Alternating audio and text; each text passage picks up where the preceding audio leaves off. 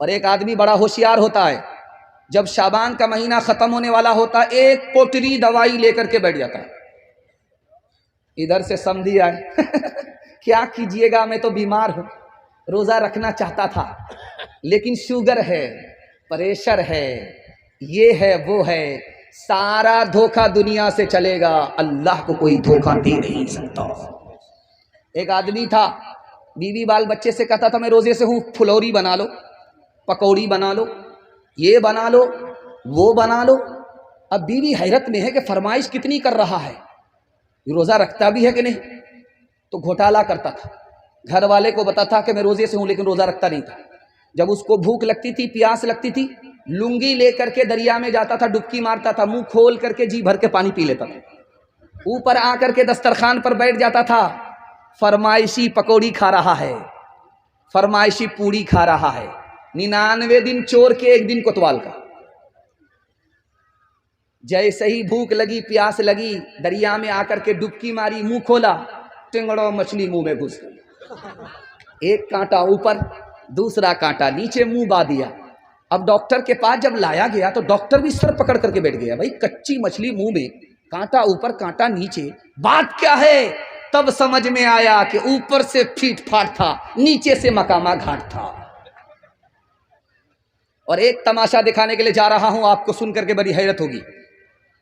ایک آدمی 24 گھنٹہ عبادت میں رہتا ہے، رمضان کے مہینے میں۔ وہ کون آدمی ہے جانتے ہیں آپ؟ روزہ رکھنے والا؟ ایسا نہیں، جو اعتکاف میں بیٹھا ہوا ہے وہ 24 گھنٹہ عبادت میں رہتا ہے، سوئے گا پھر بھی عبادت میں، کھانا کھائے گا پھر بھی عبادت میں، یہاں تک کہ پیشاب کے لیے جائے، پخانے کے لیے جائے، تب بھی عبادت میں لکھا جاتا۔ لیکن جانتے ہیں اس اعتکاف کے لیے جوان کو فرصت نہیں ہے۔ جو سب سے ریٹائر بوڑھا ہوگا محلے میں، جو رات بھر بیڑی پھونکتے پھونکتے حکے کا بہانہ دل کا دھواں نکالتا رہتا ہے، اسی کو کرایہ کر کے بورو کر کے لایا جاتا ہے، بٹھایا جاتا ہے، آپ بیٹھ جائیے، آپ کے پاس دنیا بھر کا ٹائم ہے۔ وہ بوڑھا جو اپنا بوجھ نہیں اٹھا سکتا، وہ پورے محلے کا بوجھ اٹھانے کے لیے کھڑا ہوا ہے۔ مسلمانوں نے اعتکاف کا جنازہ اٹھا دیا، اعتکاف کا تماشا کر دیا، اس لیے رمضان ملنے کے بعد بھی حالت نہیں بدلتی ہے۔ تیسری بات بتانے کے لیے جا رہا ہوں، رمضان میں تراویح کتنے دن میں ہوئی؟ 10 دن میں۔ رمضان میں تراویح کتنے دن میں ہوئی؟ 15 دن میں۔ تراویح ختم ہو گئی، لوگوں نے تراویح ختم کو کیا سمجھا کہ تراویح اب ختم، تراویح سے چھٹی۔ تراویح کے ختم ہونے کا مطلب تھا کہ قرآن ختم ہوا، قرآن مکمل ہوا، یہ مطلب تھا۔ تراویح تو چاند سے شروع ہوتی ہے، چاند پر ختم ہوتی ہے۔ اب 15 دن میں تراویح ختم، قرآن ختم ہوا، تراویح ختم سمجھ لیا۔ 10 دن میں قرآن ختم ہوا، ختم تراویح سمجھ لیا۔ اب لیلۃ القدر آ رہی ہے 20 کے بعد، اب مسجد میں کوئی نظر ہی نہیں آ رہا ہے۔ 83 سال کی رات آئی اور چلی گئی، یہ سوتا ہی رہ گیا، دھوبی کا گدھا، نہ گھر کا رہا نہ گھاٹ کا رہا۔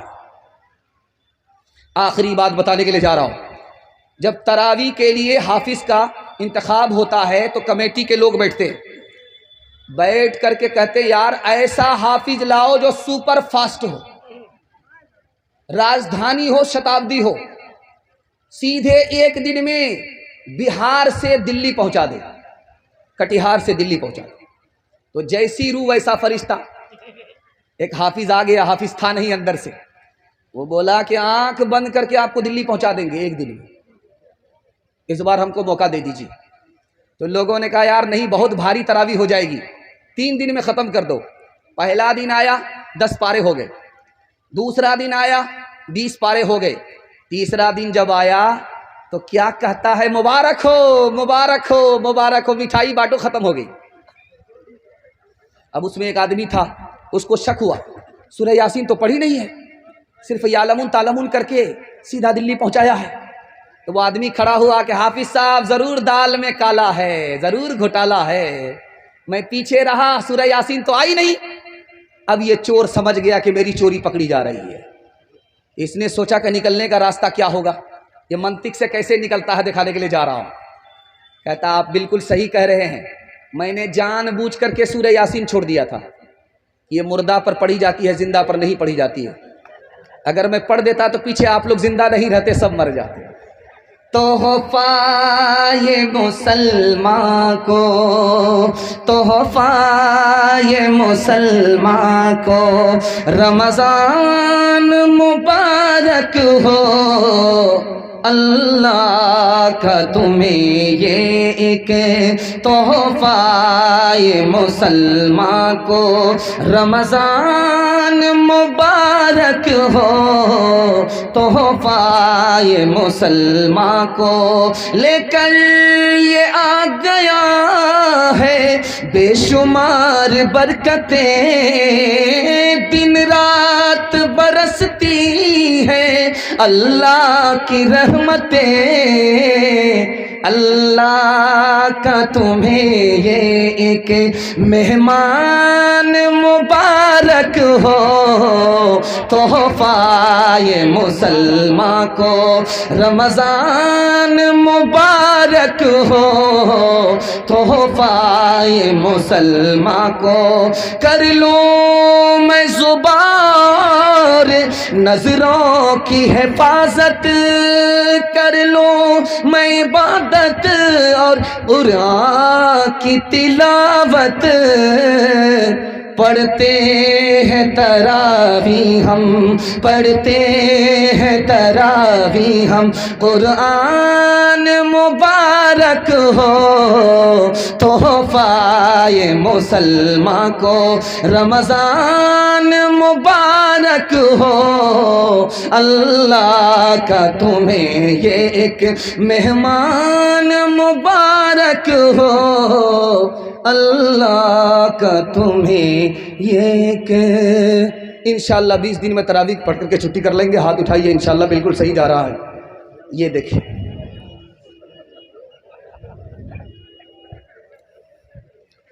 دوسرا پیغام آپ کی خدمت میں دنیا اور آخرت کے حوالے سے لے کر کے آ رہا ہوں، اور 2-3 منٹ میں گزر جائے گا، اور بہت دھیان سے آپ سن لیں گے، میں کامیاب ہو جاؤں گا۔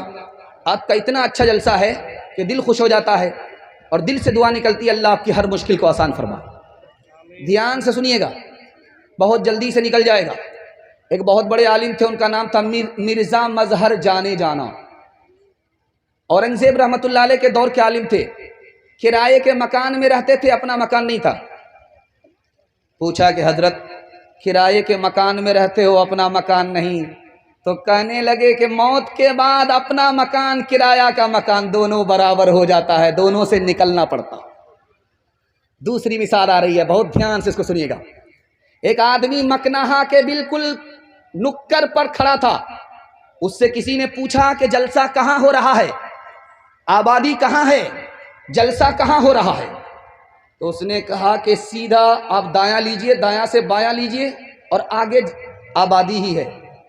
وہ جیسے ہی دایاں لے کر کے بایاں گیا، سامنے دیکھا تو قبرستان ہے۔ سر پکڑ کر کے بیٹھ گیا کہ یہ کیسا بے وقوف آدمی ہے، میں نے بستی پوچھا، آبادی پوچھا، مکان پوچھا، کہاں لوگ رہتے ہیں، جلسہ وہاں سننے کے لیے جانا تھا، یہ ہمیں قبرستان بھیج رہا ہے، زندگی میں قبرستان بھیج رہا ہے۔ وہ پلٹ کر کے آیا کہ تم کتنے بڑے بے وقوف آدمی ہو، آنے والے مہمان کو دھوکہ دیتے ہو، میں نے تمہیں پوچھا تھا کہ جلسہ کہاں ہے، آبادی کہاں ہے، تو نے مجھے قبرستان بھیج دیا۔ کہ میں نے غلط جگہ نہیں بھیجا، آبادی وہی ہے، میں نے وہاں سب کو پہنچتے ہوئے دیکھا ہے، لیکن وہاں سے کسی کو کہیں جاتے ہوئے نہیں دیکھا ہے، آبادی تو اسی کا نام ہے۔ تیسرا نمونہ آپ کی خدمت میں لے کر کے آ رہا ہوں۔ آدمی مکان 4 مقصد سے بناتا ہے، 3 مقصد تو غلط ہے، 1 مقصد صحیح ہے۔ 3 مقصد صحیح ہے، 1 مقصد غلط ہے۔ پہلا مقصد کیا ہے؟ مکان بنائیں گے، سر چھپانے کی جگہ مل جائے گی، یہ مقصد صحیح ہے۔ مکان بنایا ہے، سردی گرمی سے بچ جائیں گے، یہ مقصد بھی صحیح ہے۔ مکان بنایا ہے، دل کو سکون ملے گا، دل سے تکلیف نکل جائے گی، یہ مقصد بھی صحیح ہے۔ مکان بنایا ہے کہ دوسرا تعریف کرے، مکان بنانے پر بھی گنہگار ہوگا۔ ہر مکان کے اندر 2 عیب ہے۔ جتنا خوبصورت مکان آپ بنا لیجئے، خدا کے واسطے اس کو دھیان سے سنیے گا، آپ کی ترقی کو کوئی روک نہیں سکے گا۔ دنیا کا سب سے بدترین پیسہ وہ ہے جو مکان میں لگتا ہے۔ مکان میں آپ زیادہ پیسہ مت لگائیے، گارا مٹی میں جو پیسہ چلا گیا وہ پانی میں چلا گیا. تجارت میں پیسہ لگاتے تو مال کو کھینچتا، پیسے کو کھینچتا. آپ نے مکان میں کمر توڑ پیسہ لگا دیا. دنیا کا سب سے بڑے بے وقوف انسان آپ ہیں. آپ کا پیسہ برباد ہو گیا. ضرورت سے زیادہ پیسہ مکان میں مت لگائیے. اللہ کے رسول کی زبان نے کہا ہے وہ بہت برا پیسہ ہے جو مکان میں لگ جاتا ہے. تجارت میں لگتا تو بہت اچھا پیسہ ہوتا، پیسے کو کھینچتا. ہر مکان کے اندر دو عیب ہے. پہلا عیب یہ ہے، چاہے آپ لال قلعہ بنا لیجئے، چاہے آپ تاج محل بنا لیجئے، ہر مکان کے اندر دو عیب ہے. پہلا عیب یہ ہے کہ جتنا پرانا ہوگا اتنا بدصورت ہوگا. دیکھیے پردادا نے مکان بنایا تھا، ایسا لگ رہا کہ مقبرہ بن رہا ہے. آدمی کھڑا ہو ہی نہیں سکتا، جھک کر کے جانا پڑتا. پوتے نے ہٹا کر کے پھینک دیا، شیش محل بنا رہا. اس لیے اپنے لیے تو مکان بنائیے، پوتے کے لیے مت مکان بنائیے، کیونکہ پوتا آپ کے مکان کو پسند نہیں کرے گا. وہ مکان خراب ہو جائے گا، بدصورت ہو جائے گا. دوسرا عیب دکھانے کے لیے جا رہا ہوں. کتنا ہی پیسہ آپ مکان میں لگائیے، کمر توڑ پیسہ لگائیے، لیکن جانتے ہیں مکان کو آپ کو چھوڑنا پڑے گا یا مکان آپ کو چھوڑ دے گا. دوسرا عیب ہے. مکان بنانا ہے تو پہلے پیسہ وہاں بھیج دیجئے، مرنے میں آپ کو ڈر نہیں لگے گا. انشاءاللہ لون لے کر کے مکان بنائیں گے، پہلی فرصت میں ہاتھ اٹھا دیجئے انشاءاللہ. فنا کے بعد بھی مجھ کو ستا رہا ہے کوئی، نشان قبر کا میرا مٹا رہا ہے کوئی، نشان قبر کا. اے خدا مجھ کو تھوڑی سی زندگی دے دے، اداس میرے جنازے سے جا رہا ہے کوئی، اداس میرے. اندھیری رات کو تاریک اور سناٹے، قمر کی قبر پہ آنسو بہا رہا ہے کوئی، فنا کے بعد بھی. تیسرا پیغام بہت بیداری کے ماحول میں آپ کی خدمت میں لے کر کے آ رہا ہوں. آپ نے دل خوش کر دیا کہ جس ماحول میں آپ سن رہے ہیں اسی ماحول میں آپ کا ضمیر زندہ ہے. اللہ آپ کے ضمیر کو زندہ فرمائے. سننے کے لیے تیار ہے؟ دونوں ہاتھ اٹھا دیجئے انشاءاللہ. سن کر کے آپ کا دل بہت مضبوط ہوگا. خدا کتنا مہربان اپنے بندے پر ہے آپ اندازہ نہیں لگا سکتے. خدا کے 3 نام ہیں. پہلا نام ہے غافر. غافر کہتے ہیں تھوڑا معاف کرنے والا. بندہ تھوڑا گناہ کرتا ہے، اللہ تھوڑا معاف کرتا ہے. اللہ کا کیا نام ہے؟ غافر. اور دوسرا نام اللہ کا ہے غفور. بندہ بہت گناہ کرتا ہے، اللہ بہت معاف کرتا ہے. اللہ کا نام غفور ہے. اللہ کا تیسرا نام ہے غفار. بندہ حد سے زیادہ گناہ کر رہا ہے، اللہ حد سے زیادہ معاف کرتا ہے. اللہ کا نام غفار ہے.